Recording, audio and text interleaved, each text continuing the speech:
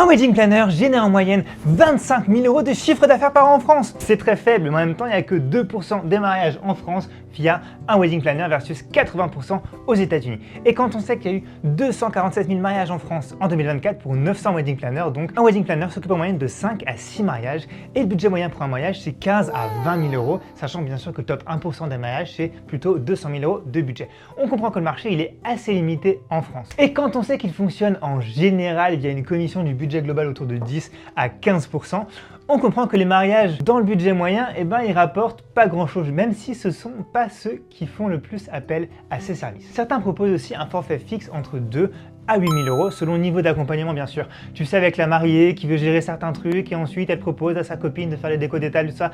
Bref, la marge est très élevée, autour de 80 à 90% comme on est concrètement que sur du service et les seules dépenses sont liées au déplacement et à la tech derrière, que ce soit pour du matériel ou des abonnements. Finalement, la marge nette, elle peut être assez élevée en termes de pourcentage, mais comme le chiffre d'affaires moyen il reste assez faible, donc les wedding planners qui se mettent vraiment bien, ils sont encore assez rares. Par contre, j'ai une petite astuce. Comme il y a plus de 50% de mariages qui finissent en divorce, ce serait peut-être plus intéressant de regarder de ce côté-là, non? Tu penses pas? Attention à ce que vous faites le soir de la Saint-Valentin. Allez, bisous.